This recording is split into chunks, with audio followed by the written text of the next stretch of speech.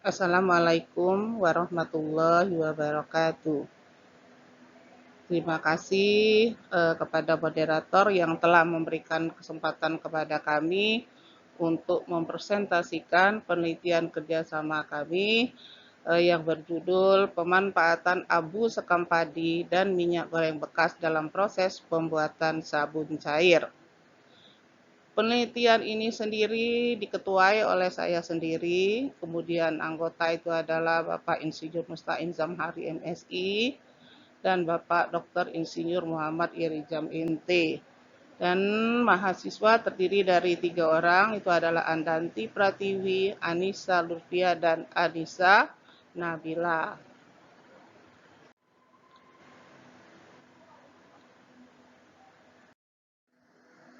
Adapun tujuan dan manfaat penelitian. Tujuan dari penelitian ini adalah tidak lain pertama menentukan pengaruh variasi penambahan abu sekam padi sehingga diperoleh sabun cair yang memenuhi standar SNI. Dan yang kedua, menentukan kondisi optimum dari komposisi abu sekam padi terhadap kualitas sabun cair yang dihasilkan. Lalu manfaat.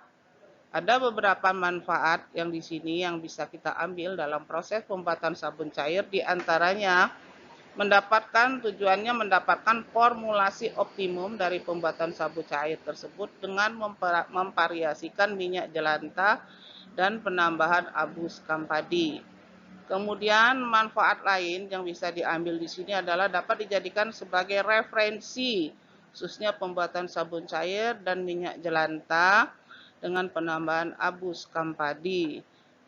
3, itu memberikan informasi khususnya kepada pihak pembaca atau peneliti pemula yang ingin melanjutkan penelitian di laboratorium, khususnya adalah seperti penelitian pemula ataupun penelitian hibah bersaing. 4, mengurangi dampak daripada pencemaran dengan memanfaatkan limbah padat di lingkungan sekitar. Nah, ini roadmap singkat kami. Jadi roadmap singkat ini terdiri atas, kita mulai dari tahun kemarin, tentunya di tahun 2020, itu kita sudah melakukan kajian awal. Ini juga Kedosma, bersama Kedosma, penelitian kerjasama dengan mahasiswa juga. Di tahun 2020 ini sudah dilakukan penelitian, yaitu mempelajari atau mengetahui sifat daripada abu sekam padi dan minyak jelantah. Ini tidak lain dilakukan untuk melihat apakah minyak jelantah ataupun sekam padi itu adalah memenuhi syarat untuk digunakan sebagai pembuatan sabun cair. Lalu penelitian di tahun 2021 sekarang ini adalah pembuatan daripada sabun cair dengan berbahan baku daripada minyak jelantah dan abu sekam padi. Kemudian rencana kita selanjutnya itu adalah di tahun 2022, kita insya Allah kalau memang misalnya nanti kita bisa didanain juga pada penelitian yang lebih tinggi lagi atau dana yang lebih besar, kita akan melakukan proses produksi. Proses produksi daripada sabun cair itu sendiri dalam skala lab, atau kalau mengizinkan juga dalam skala industri. Kemudian kita akan mencari target pasarnya dan tentunya tidak lupa juga kita akan melakukan kerjasama dengan stakeholder. Kemudian di tahun 2023, nah ini tadi seperti apa yang saya sampaikan, rencananya penelitian ini akan kita lanjutkan ke penelitian lanjutan seperti hibah bersaing atau unggulan perguruan tinggi, serta kerjasama bila memungkinkan penelitian untuk kerjasama dengan luar negeri. Metode penelitian. Secara singkat, metodologi penelitian ini bisa saya sampaikan bahwa ada beberapa bahan baku, di antaranya adalah minyak jelantah, abu sekam padi, kemudian di sini kita campurkan, ditambahkan juga dengan larutan KOH pada komposisi tertentu, kemudian campuran itu tadi disaring, lalu dimasukkan ke dalam suatu gelas kimia, dan selanjutnya KOH tadi ditambahkan dalam larutan yang telah dicampurkan tadi. Kemudian kita mengamati dari hasil proses pencampuran itu tadi, setelah dilakukannya pengadukan dengan pengadukan dengan temperatur tertentu. Kemudian hasil daripada pengadukan ini lalu kita timbang, lalu kita lakukan timbang, lalu kita timbang di mana kita ingin melihat berapa komposisi daripada abu sekam padi yang akan digunakan. Setelah itu kita lanjutkan dengan penambahan abu sekam padi tadi ke dalam kecampuran yang terdiri atas minyak jelantah dan larutan KOH. Kemudian kita amati karena di dalam proses pencampuran itu sendiri itu sudah kelihatan apakah pembuatan sabun cair itu sudah terbentuk apa belum. Kemudian kita lakukan pemisahan daripada sabun tadi dengan gliserol, karena gliserol adalah side product yang tidak dimanfaatkan di dalam proses pembuatan sabun itu sendiri. Kemudian setelah itu kita lanjutkan juga dengan proses pemanasan, di mana di dalam proses pemanasan ini suhu itu adalah 100 derajat Celcius dan dilanjutkan dengan penambahan sodium sulfat. Nah, setelah itu kita amati dan kita diamkan, maka akan terbentuklah sabun cair yang kita hasilkan.